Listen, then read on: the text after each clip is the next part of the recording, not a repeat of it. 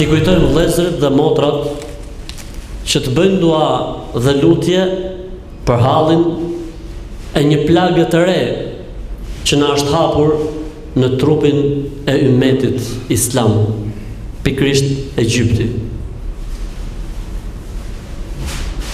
Pardje thojshim o Afganistani i shkatrun shkollat, e spitalet, terror, holokaust me popullin e pafajshëm dhe civil. Një ditë më mrapa tha më bobo Iraku, vetëm numri i fëmijëve është 2 milion fëmijë të vdekur në Irak për luftës së Irakut.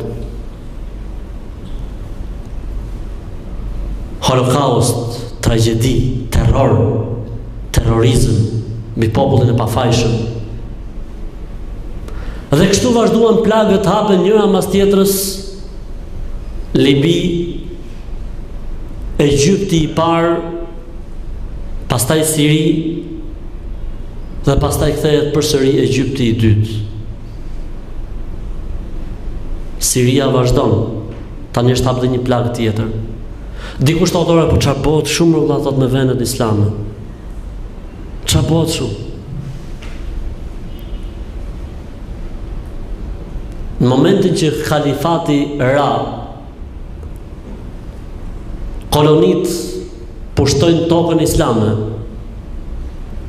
dhe këto koloni franceze, angleze e të tjera të sojit të tyre nuk u tërhoqën nga kolonizimi i këtyre vendeve, vetëm se duke lënë mbi këto popull udhëheqës diktator dhe kriminal, të cilët do të ruanin deri në fund interesat e tyre,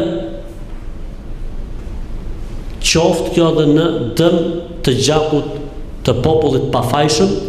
Edhe Shqipëria jonë ka qenë pjesë e këtij soi trajtimi. Më mirë një enver dhe jo musliman se sa çdo lloj qeverie tjetër e të ishin musliman.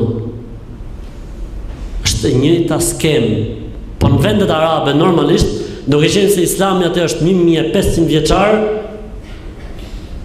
politika do të ishte shumë më e bukur, më e përzgjedhur, sepse diktatura ushtroi në emër edhe të fesë, edhe të besimit, pushtetarët dilshin edhe për bajrame të tjera. Ndërkohë që është një plagë e hapur që është në vitin 1948 që quhet Palestinë. Deri kur më kështu, nata është erësuar shumë, dhe kur nata erësohet, do të dali një argim që quhet argimi i rem, është ky që po përjetojmë, duke si po kthehet demokracia, liria etj. Do të zhduket ky argimi i rem dhe pastaj do të dali argimi i vërtet. A e dini pse? Muslimanët kanë kuptuar dhe kanë arritur të vrasin frikën. Po i friksohen vetëm Zotit dhe nuk po i friksohen më plumbave, as ushtrive, as policive. Dhe në momentin që njeriu ka vrarë frikën, ka fituar. Dhe fitoria e këtij ummeti do të jetë afër dhe do të jetë pranë, sepse punët po shkojnë drejt fundit. Absolutisht. Punët po shkojnë drejt fundit. E nuk mund shkonin punët drejt fundit pa u balancuar forcat e besimit islam me të tjerët. Sepse po të ishte situata ajo që ka qenë, absolutisht, për një orë, ummeti do të binte.